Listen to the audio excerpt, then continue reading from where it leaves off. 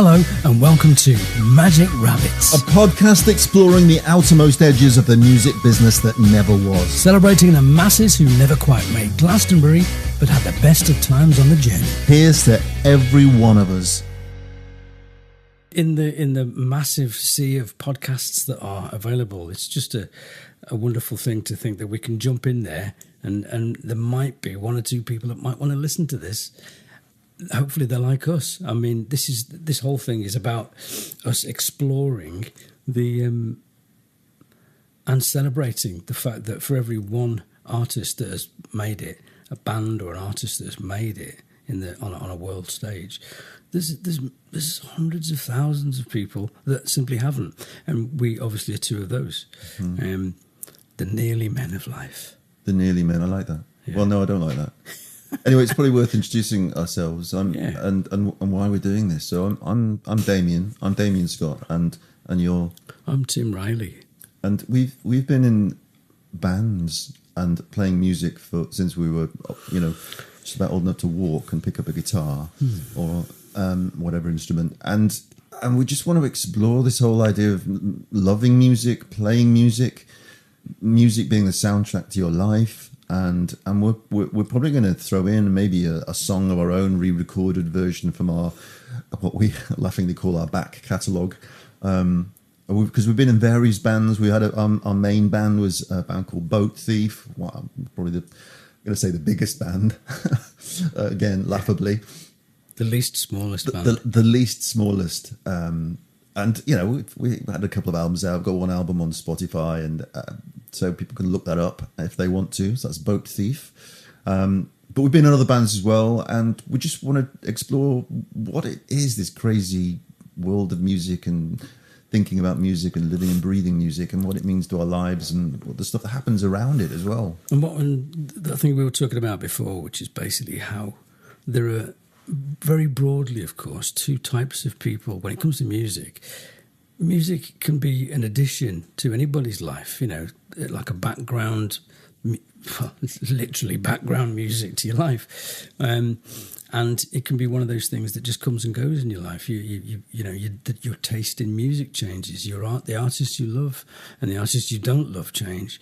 Whereas there are other types of musicians. In fact, there are other types of music lovers who tend to be musicians who are, it's a whole lot more serious, and it's a more visceral kind of thing, and it really gets under your skin. So you don't just like music, you love it. You love it and hate it, those two extremes, And it gets quite analytical as well. I know, talking about my own sort of life, you can listen to something that somebody has recommended to you, and you can get quite analytical about it and very kind of up yourself about it. And it's just that's got to be wrong. It's got to be wrong. But I like the thought of us analysing that and sort of celebrating that in some way as well. And celebrating the fact that there's so many people that have been involved in music in their life in some kind of amateur or even, semi-professional way. And it didn't turn out like they hoped it would to start with. They haven't become Elton John or something. But it has, because it's informed you and it's informed your everyday thoughts on so many other things, not just music. To be analytical about it, I know it can get a bit clinical, but we can, and have some fun with it. I think one of the things that will come up at some point I'm really interested in is the idea of when you are a musician, and I use that in the looser sense because I generally don't describe myself as a musician. As soon as you do that, people point you to the piano in the corner and say, "Oh, play me something really impressive." And really, for us, I think being a musician is about writing what's in your head. It's more of a sketch pad, more of a way of getting stuff out, rather than being an accomplished, being part of an orchestra or being a session player or being able to play anything. So that's something quite interesting to explore, that idea. But as a sort of musician, as I say, in that broader sense, how that changes your view of music, because you can find yourself getting quite annoying, being annoying to other people, because you sort of tend to deconstruct it in a way that maybe people who are just happy to listen to music do. And I feel like in some ways it's a blessing and a curse, because great, it's lovely to be a musician, it's lovely to be able to create music and record music as we both have, and written countless songs as we have. But it's also a curse, as in when you listen to music, you start analysing it in a way, and other people just go, I just like it. It's great. What a great song that is. And you go, no, it's not, because, and you think, oh, what an idiot. I'm just being an absolute arse. I can be annoying for so many other reasons. You've got a litany of other reasons but this for is being the most annoying. interesting way that I can be annoying. Yeah, I think, well, that's the theme of our podcast then. Yeah. We should just call it Two Very Annoying Old Musicians. Yeah. But Old. yeah, Speak but that's for one yourself, thing Brandon. I'm kind of keen to sort of look at as we weave in and out of this with no particular agenda. But what'd be interesting to start with, from my point of view, is what's made you, well, maybe I'll answer this question as well, but what turned you from just listening to music and going, I want to do that. I want to play that. I want to learn how to be that. I want to be up there on that stage or in that recording studio. Yeah. When did that happen? What was? Well, the funny thing is when I first started playing music, my uncle had given me a guitar, and it stood in the corner of my bedroom since I was about 8, and I think I was about 14 when it. And I'm sure this is similar to most men, especially. Or boys, should I say, especially when they kind of think, hang on a minute, people who play music are generally more attractive to the opposite sex. So when I got to about 14, and those thoughts were kind of everyday thoughts, I thought, hang on a minute, if I play music and somebody, finds me attractive because of that, double whammy, fantastic. It's never worked, has it? Still going now, still trying. But I do remember that time when I thought, hang on, I'll pick this guitar up, and I literally remember the amount of dust that was on it, and I cleaned it off and started playing tunes that were in the charts. So that was how it all sort of started, and the fascination of just picking tunes out started. But when it got to a point, you would be in a band and you'd be putting gigs on, and lots of people would come, hopefully, fingers crossed, to the gigs.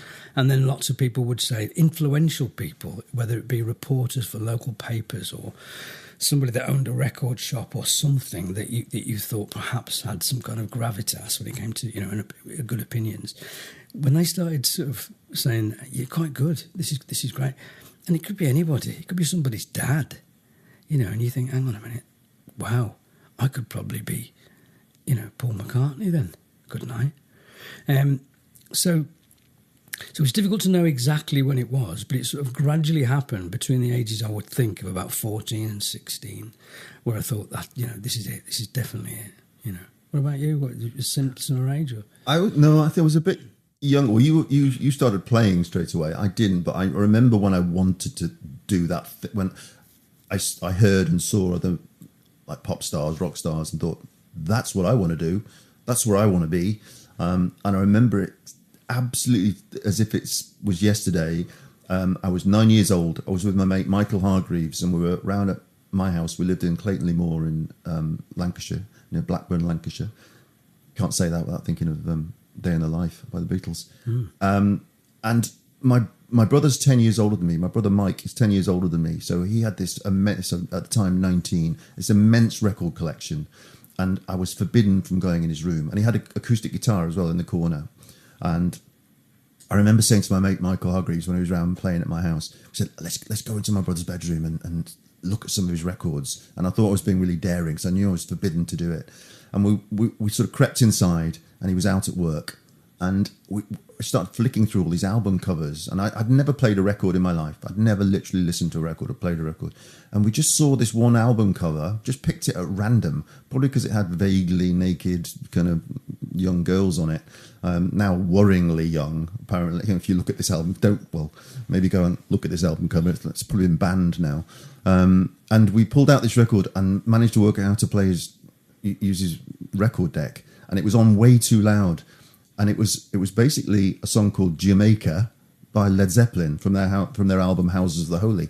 I'm not a big Led Zeppelin fan, but when we heard that and this massive staccato kind of drum beat, John Bonham drum beat, and this just heavy reggae, sort of mock reggae kind of vibe comes out, and we just were pinned to the wall when we heard this thing. And it was, I'm going to say it was vaguely orgasmic, It was just one of those moments where you just go, I've never heard anything like that. It was powerful. It was sexy. It was strong. It was just dynamic. And we just sat there in awe, and we just kept putting the needle back. We didn't play any other track except that track over and over and over. And I think 2 days later, we were both over at his house with our teas on our lap, watching Top of the Pops, and Mark Bolan came on, and we just revolved on this sort of gold star. I think it was Ride a White Swan. I can't remember. It was, and he revolved in areas with a Gibson Les Paul gold top, looking this androgynous, just glamorous imp. Yeah. And at that moment, I saw, well, that looks like a good job. That looks like I want to be that. And we thought we didn't play anything. We just got pots and pans out and pretended we were in his backing band or something. And that was the moment. From then on, it had to be. And then Isn't it funny how older siblings can do this? Yeah. You know, and it's quite a recognisable sort of trend. Whenever I listen to the biographies or autobiographies of people who've done it, rock legends, if you like. Quite often it's an older sibling or an uncle or something. My mate's older brothers, so I didn't have any older brothers, but my mate's older brothers were similar. I remember sitting around listening to, in a sort of circle of cross-legged kids, listening to the LPs of my mate's older brother.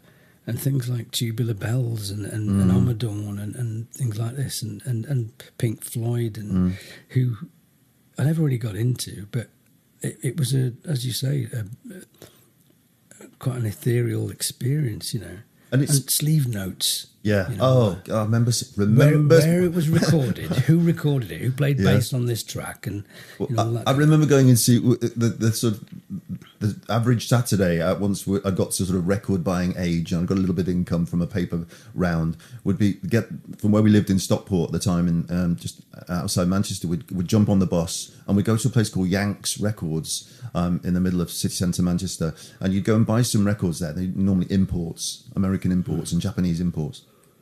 And he always had the corner clipped off for some reason on these imports. A weird thing. If anyone knows why that happened, they were clipped off one corner. So it didn't feel like the real thing, but it was half the price. And by the time you'd got home, the sort of half-hour ride back to Stockport, you'd have memorised who the producer was. You'd read all the sleeve notes. You'd know exactly who the engineer on the desk was, and it was part of the process because it helped you invest in this thing you were. And so by the time you got back and listened to it, you were fully invested in it. You knew the backstory and the ins and outs of it. And I think, without wanting to sound like those old, angry old gits, that I think is missing now. I mean, people can't do that now, can they? Really? I mean, you can still buy vinyl, obviously, but in terms of how people consume music, we don't have that sense of investment. I know my girls who are now sort of 28 and 26, they love music and they love a lot of the similar music that I like, which is amazing. But as well as new stuff and other stuff, and they tell me nice, cool stuff to listen to. But they listen to stuff in a much more random way. They pick and choose. Well, we used to go and we bought an album and we went and invested in that album. We played it from front to back in the correct order over and over and over again. And we absorbed it, assimilated this thing in every sense. We read up about it. And it became a whole event. Whereas now when people listen to music, they'll just make a playlist. They'll pick and mix like magpies. And that's fine. I'm not knocking that, but it's a very different thing. It's not just fine. It's probably the best way of being a music customer, if you like. You know what I mean?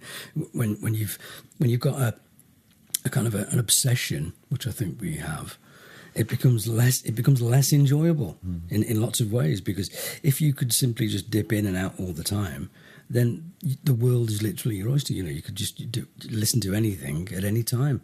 And that just simply isn't the case with me. I'm talking personally here. I can't possibly do that. Also, another thing is a sense of place as well. I know this isn't, even for music obsessives, this isn't necessarily a trait that is consistent, but for me, there's got to be a sense of place. So if I'm listening to The Jam when I was a kid, when I was listening to The Jam, for example, and going back to the sort of the actual point when it all happened for me, I think it was when I saw The Jam. They were doing one of their first singles all around the world, and it was on Top of the Pops, and I was it was an army cadet week-long training course when I was at school, and we were off in Cornwall somewhere, I think it was, and we were in the naffy afterwards, all watching television. And they were watching some old rubbish on telly, and I was flicking through the channels, and everybody's going, God, sit down, get out of the way. And it came on to Top of the Pops, and the Jam were jumping up and down with their Rickenbackers, doing All Around the World. And I thought, oh my God, this is fantastic. And everybody sort of gradually, okay, yeah, keep it on that, we'll watch that. And that was the change for me. And then I had to find out where they were from. They weren't just from London, because they weren't from London. They weren't even from Guildford, because a lot of people said they were from Guildford. They were from Woking,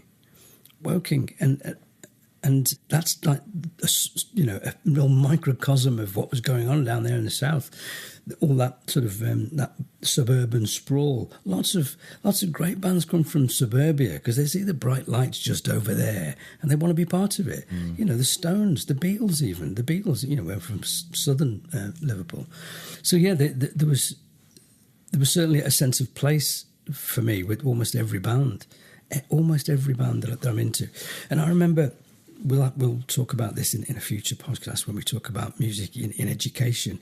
But when I was teaching for a while at college, I used to ask the students about this. And I remember we used to do one particular class called the history of rock and roll, or the history of pop, and we'd be talking about certain bands. And this one student once was doing this fantastic presentation about the Red Hot Chili Peppers, and it was in great detail about all their music and the people in it. And at the end of it, I said, "Where is it? Where are they from again?"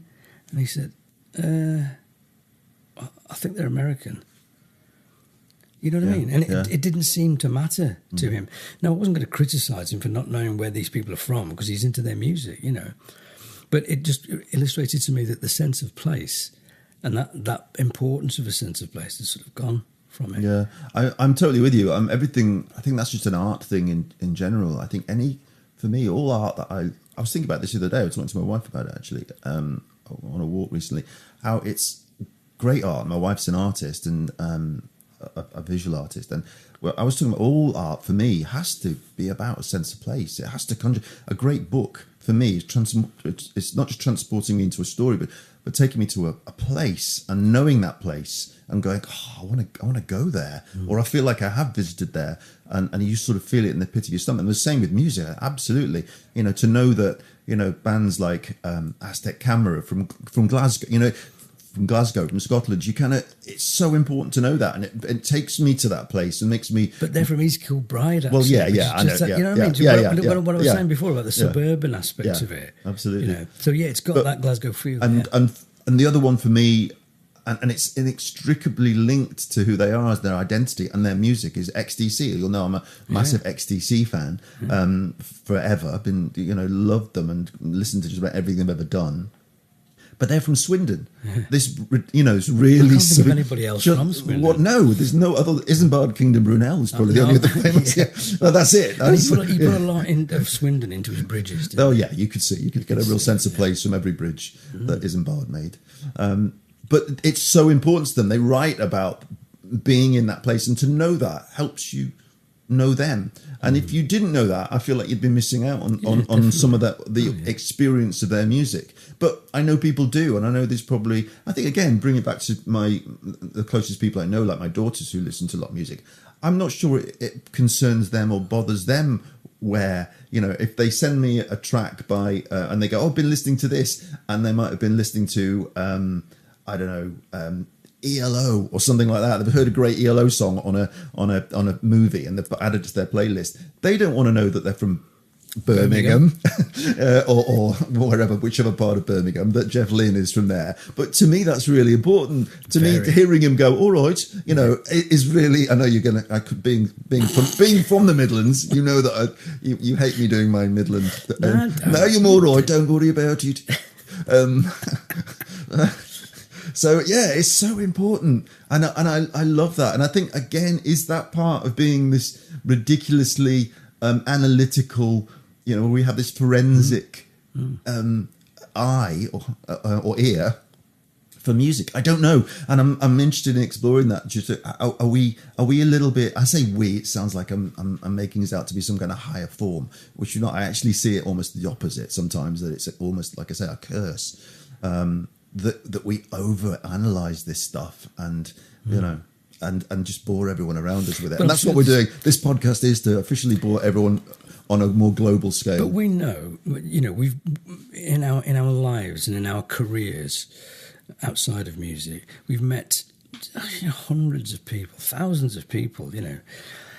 And now and again, you'll be in a situation. It could be a dinner or after an event or in a bar or whatever it might be, and you may meet somebody that has a similar thing, and you recognise it immediately. Immediately, if they know that who played bass on some daft track in 1984, and you think, right, okay, he's as sad as I am, or he's as trivial as me. His mind is full of detritus as mine is. Now that's great, because you can talk about this rubbish all night, well into the night, with bloody cigars and brandy, and it's ridiculous. But I love it. I love that, and I know it's not a choice that people have made. I know it's not a choice that somebody's made. It's chosen you. I think music chooses you. I don't think you choose music. There's lots of people that pretend they can sort of, it's a bit like when you're in a band and there's people who hang around all the time, and they kind of sort of want to be part of it, which is great, because in a lot of ways they can sometimes help a lot, But there are an awful lot of other people that sort of want to be sort of part of it, but they're not. But they force themselves into that position. And I think that's the same way with music. You can force yourself into being a bit of an obsessive, but I think it's got to choose you. I really do. And I think we're definitely two of those saddos. And there's many others, and I'm hoping that people listening to this, that will recognise that in themselves, or not, and still find it, quirkily fascinating that people are like this. I mean, I remember being sitting so many times, being sat in a restaurant and listening to music in the background, and I can hear that it's not right or something. Perhaps it's like the old Top of the Pops LPs that used to be done. They weren't quite by the original artist or something, and it'll get to the middle eight, and I'll think, oh, here we go. I love this bit, and you'll hear it, and it's the wrong harmony or something, and you'll think, oh no. Oh, good Lord, no. You know what I mean? So, anyway. I think that, to be clear, you probably are, out of the two of us, in terms of the bands we've been in, and we've been, in 2 or 3 bands together, you were always the much more, musical, in the sense that you'd pick up on little harmony moments and everything. I'm just let's just strum a guitar and get this song out. And you were always the one that, right, let's stop that, let's do this, let's that needs to be like that. You need to harmonise like this. You do a third, and I'll do and it was, so you were always that one. So I never would have noticed that, and still don't really. But that's never a good thing. I mean, my approach is never a good thing. Well, it's a good thing. Really, it's a good thing in a recording studio. We've been in when you're trying to get things right. And, only to get them exact. Yeah. That's fine. Yeah. But I do think that in the early stages of an idea, that's in the genesis of it. That is the crystal, beautiful crystal that really should be. I mean, how often have you heard that people who have recorded some songs will often say, "Oh, the demo was better. I couldn't quite get the feel of the demo back into the track." So often, that's like. Well, that's what you would do. You would get that. You always get that, and I would say, "Yeah, that's great. Let's do it better." And to be clear, where we are right now, we're in your recording studio, and you're still writing and recording and playing live again now. Aren't you? You're still doing. Whereas I've still got guitars around, and I will play, but I'm not recording as such. And we're going to start recording. I think we'll start recording. The idea of this is to maybe take some of our old songs and give them a dust down and re-record them, and maybe interweave them slightly, and or stick them at the end of the podcast. But you're still actively recording. Here we are in your studio, in your house, in the east wing of your house. Oh yeah, Riley Towers. Well, to be honest, I have tried on many occasions to not do it, and because it takes up space and it takes up so much time, and to be quite honest, you don't always have that space and time to do that. And life, I wouldn't say gets in the way, because life is the most important thing. It's the music that gets in the way, and it just elbows its way in sometimes. And you really, at least now I'm in a position in life where I have got the time to do that, which is great.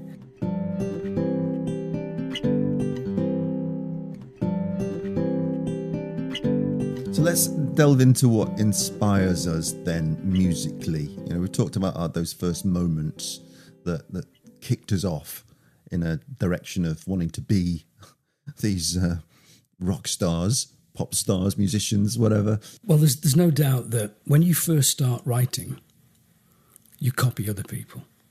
I think that's what happens. You start to copy other people. So when I first started writing tunes when I was 13, 14 years old or something, you'd be copying other people's sentiments, and almost copying their lives and their life experiences just by, accidentally when you're doing that. And then you start to sort of think, well, actually, are my life experiences valid enough? And then, of course, you find that they are. Whatever you do is right. No matter how you do it, you might think it's wrong, but of course it's not. It's right, isn't it? It's right for you, so hopefully that's going to resonate with somebody else. So, was it the same with you? Did you do the same thing? I don't know whether I ever actually wanted to copy anyone. And I'm not saying I wanted to copy. No, I'm just saying, it's accidentally kind of you happened. automatically do it. Yeah, you just absorb by a sort of process of musical osmosis, don't you? Whatever you're listening to, because you haven't got the experience. You have to start somewhere. You have to go. You pick guitar up to write something for the first time. You haven't got all that musical experience yourself. You haven't played with other musicians, so immediately you're going to start sounding like the stuff that you're putting in. That's what's going to come out. So, and I think both of us were probably at that time where we were listening to a lot of Beatles stuff, and mine was through my brother, even though it wasn't the era of the Beatles. We were sort of a decade later than that when we were beginning to be musically inspired. But the legacy just had carried on, I think, through the people we knew, certainly through my older brother, and having that music around you all the time. And for me, a lot of the prog rock stuff was around, like my brother was listening to a lot of Pink Floyd, but he was listening to like amazing stuff like Steely Dan and stuff. So I remember, I think I had a very, a kind of quite advanced education in the broadest kind of music. He would be listening to stuff like Steely Dan and Little Feat and Bob Dylan and Neil Young and Pink Floyd and Led Zeppelin, and all this stuff goes in. So I think I was quite confused when I started playing. I didn't know what to do because there was too many voices in my head. And so I kind of needed other musicians around me to kind of steer me a little bit and go, let's play like this. And you go, okay, well, let's do that then. So the first band I was ever in was kind of a punk band. This is Side Effects, them. And we kind of met just after Side Effects were kind of finishing towards the end of Side Effects. You and I met then. But Side Effects were very much an amalgam of the Clash and the Jam and whatever else, all that sort of punk and post-punk stuff. And so I went away and thought, well, I better start genning up on that a little bit, and learning that kind of music.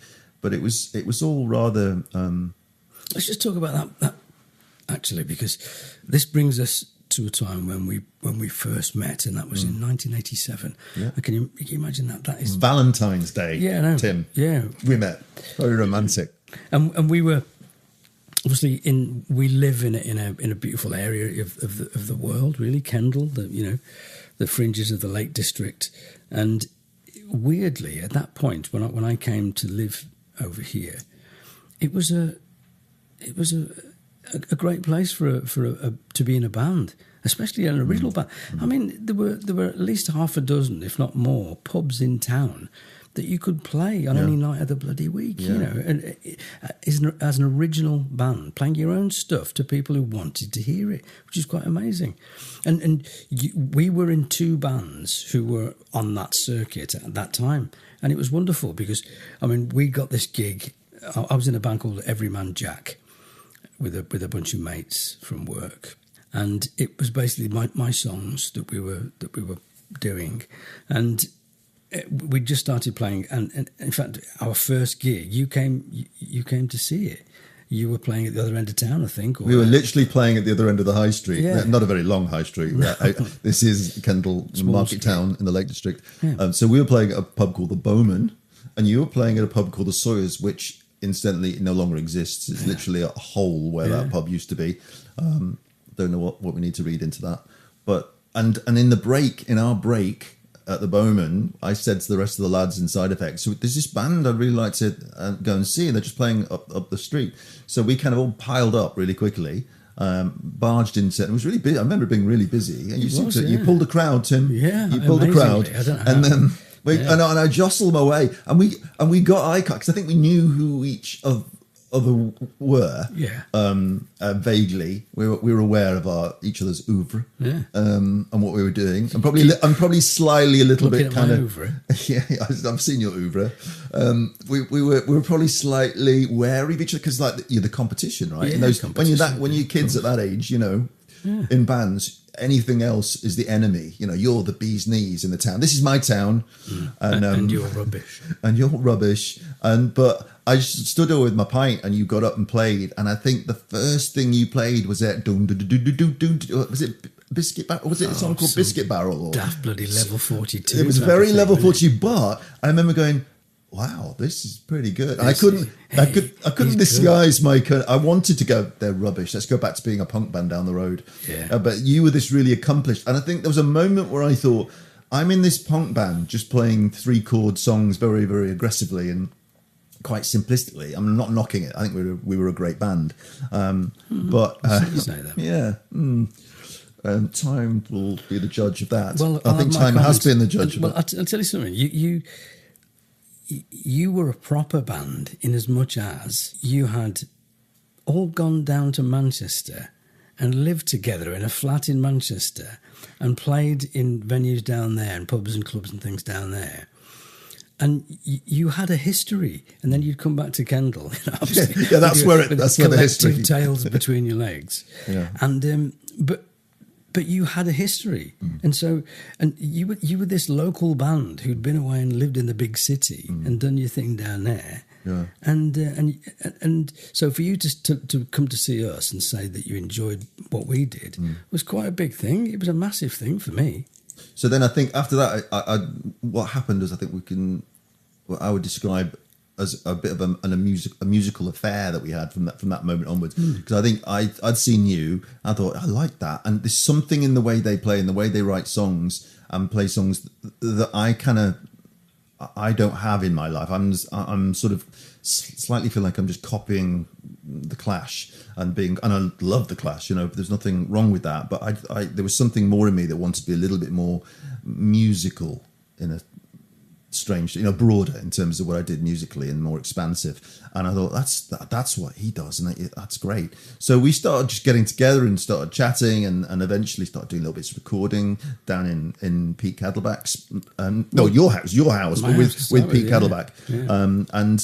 And I think you brought out in me, and I aimed a bit higher with what I was writing, and thinking, well, I can actually have more than 3 chords in a song, and I can actually have 15 chords in a song, and you kind of teased it out a little bit. So that was one of those slingshot moments where you're orbiting something, and then you flung out to the next planet, and that was musically that next moment. I think we've all had those where we've kind of gone, right, now we need to evolve into something else. So that was a big evolutional moment. I don't know how we got onto that, but we were in the same town, playing in 2 different bands. Yeah, and it's a sad indictment. It's so tempting in these situations to go into moan mode, but it's a sad indictment of the music scene at the moment, in as much as those pubs we've been talking about don't exist. Both of those pubs don't exist anymore, and so many others who don't really have any kind of involvement in original live music. It's very, very rare. I mean, thankfully at the moment I can do that. There's a couple of little places that I play, but I think they just want music. If I'm honest with you, they just want music. They don't really want, it's not like stipulating or they're flag bearers for original music or anything. They just like to have music going on in the background, That's sort of what it is. And I happen to play original music along with some covers. But yeah, it was certainly a different landscape in those days. And I really miss those days where you could be on a stage in a pub or in a corner of a pub, and you could see the door opening and people coming in, and it's more people than used to come in when you last played there, and it was such an organic kind of, way of operating and existing. I used to love it. I used to really love it, and it's such a shame that young musicians don't really have that opportunity anymore to be in that situation. So we were in these two bands, and then we decided to finish those bands, or they came to a natural end or whatever. And we both said, let's do something together. Let's start collaborating.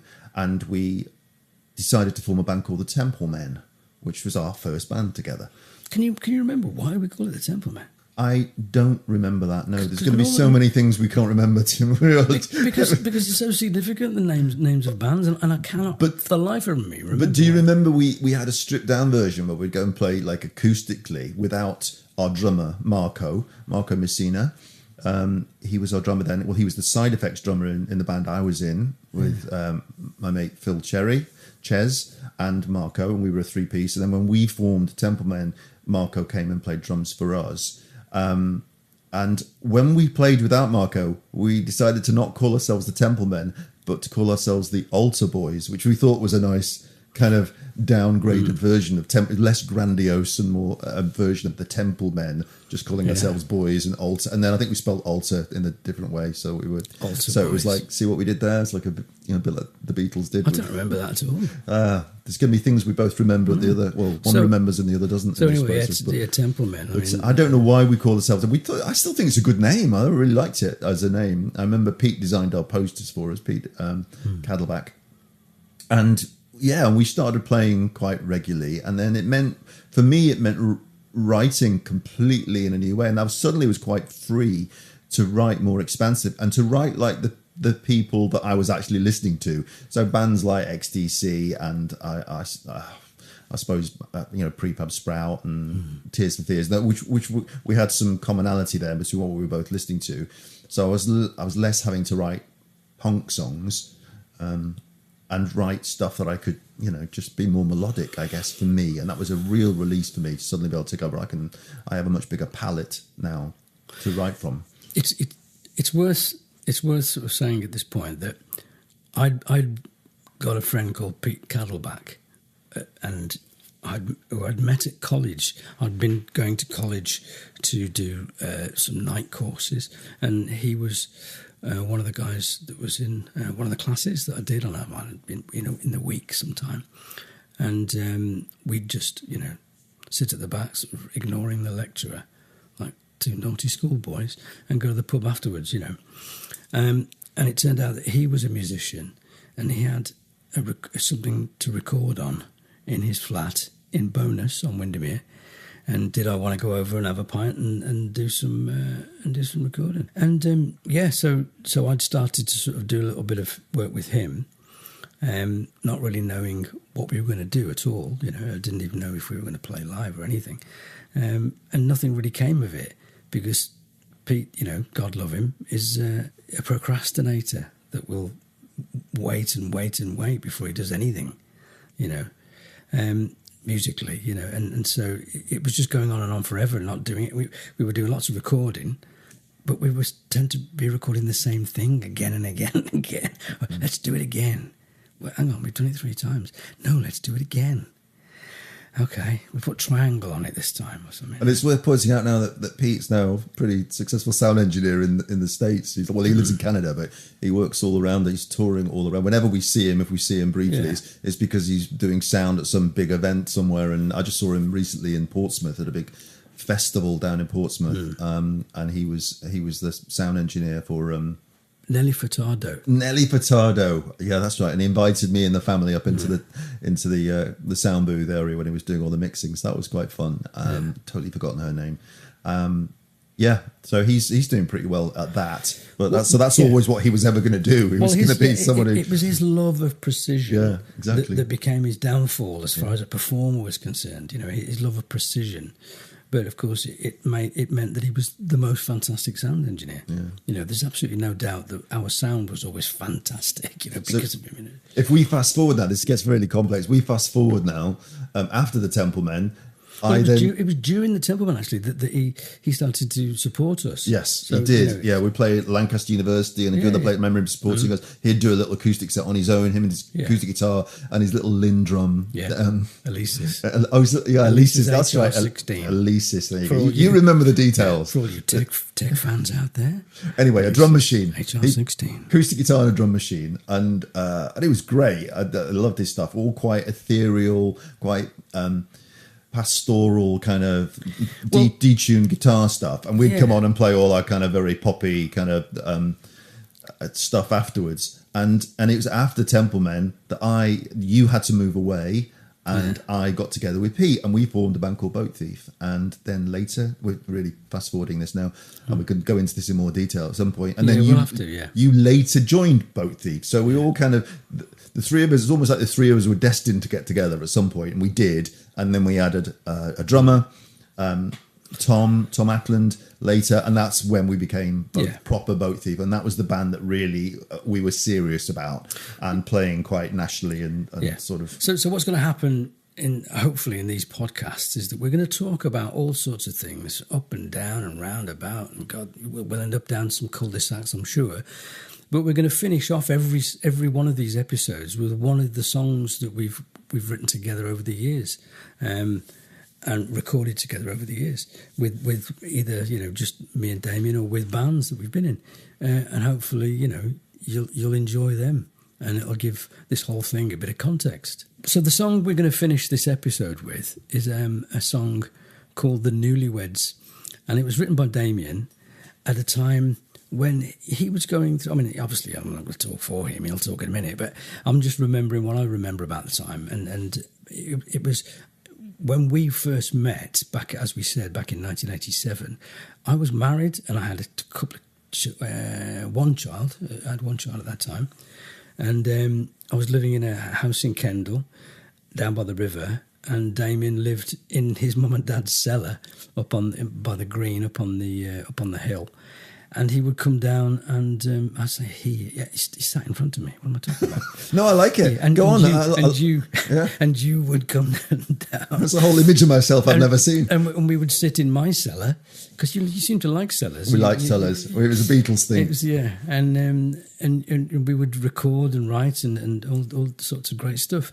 And So obviously you could see that your friends, the people around you, might be having your girlfriends get married and things, and you were thinking, well, what's happening here? Am I getting left behind or whatever? Anyway, over to you, Damien. I think it's one of, we were very young, and this is one of those naive. You look back on it now, and lyrically, you go, yeah, that's one of those really naive snapshot kind of lyrics that you'd write very differently when you're older, much more nuanced. But it was a way of kind of being a little bit anti getting married young. It was the typical. Projection. So you were insulting me. I was insulting you. I was looking at your world and going, I don't want to get trapped in that. But no, it was an idea of those people who get married very young and regret and sort of marry in haste, repent at your leisure kind of notion. But for me, it was a way of marrying. I remember I was very specifically, again, we talked about this, trying to write from a broader palette, and I was very specifically trying to write a particular kind of song. And I think at the time I was probably listening to lots of things, but one of the artists I was listening to a lot and really thought, how do you write like that? How do you be like that? Was Elvis Costello. And I loved the way he married social commentary with his music. And I was just trying to write, how do I make those lyrics really fit with this kind of acerbic, jagged sort of idea of a song? And so it was probably a little bit forced and a bit manufactured, and I just was grasping for ideas. Oh, let's write about marriage and getting married too young and regretting it, and these 18-year-olds getting married. So it was that, and it became kind of a mainstay of the set of the Templemen, really, or one of them, and we tended to not write stuff together, but we would work at stuff together. Yeah. But one of us would bring a song. But it was certainly one of these ones where I would look during the song. I would look down at the set list and to see what was next. And if I saw the Newlyweds was next, I'd be thinking, "Oh yeah, brilliant." And I think that's one of the great things about being in a band with another songwriter, is that you always end up kind of preferring the other person's songs, but which propels you to try and write better yourself. But yeah, it was, you end up going, oh, because you can relax a little bit. You can go, right, this is Tim's song. He's singing it. I can just enjoy playing it. If we cock it up. It's all down to him.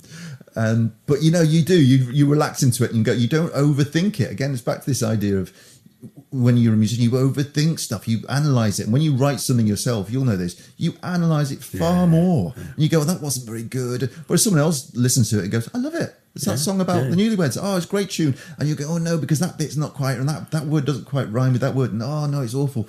And whenever you have conversations with people after a gig and they'll say, oh, I like that bit or I like this bit, you think, really? Yeah. Anyway, so we're going to cap it off with playing a slightly newly recorded version we've got together. We've tried to not reinvent them, but just give them a bit of freshness and revisit them and see what it's like to kind of re-experience these songs we wrote decades ago. So thanks for listening, and we're going to play out with the Newlyweds. Enjoy.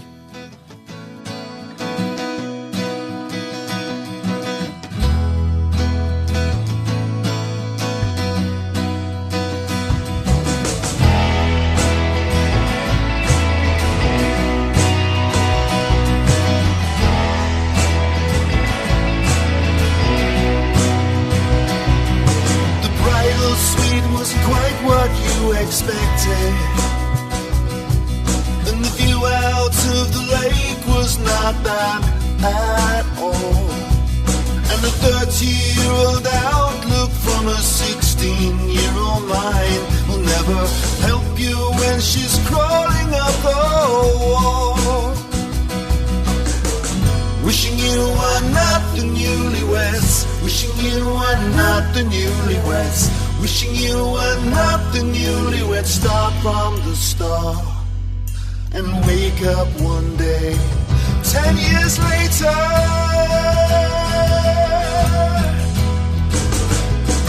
The honeymoon, it came and went in silence, as she packed away your memories in that case.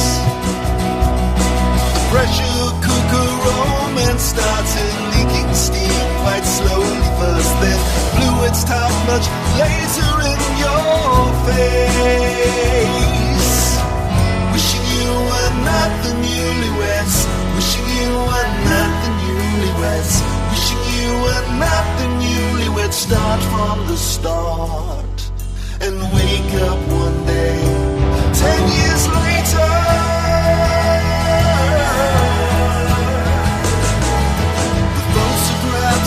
Dull and uninspiring, a factual reminder of the week, a Kodachrome rendition of a black and white state of mind that took away your future like a thief. Wishing you were not the Newlyweds, wishing you were not the Newlyweds, wishing you were not the Newlyweds. Start from the start and wake up one day 10 years later.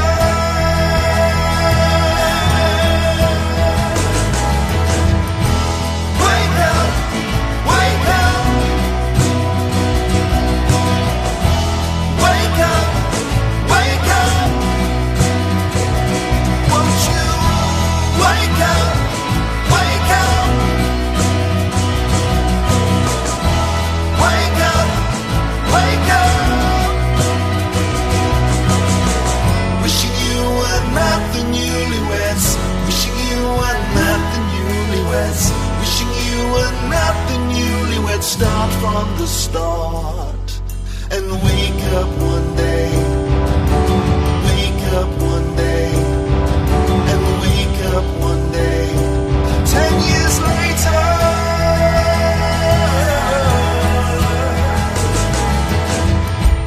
Thank you so much for listening to the podcast. We really appreciate it. And if you could like and subscribe or even leave a review, that would be just brilliant. Anyway, see you again soon. Bye.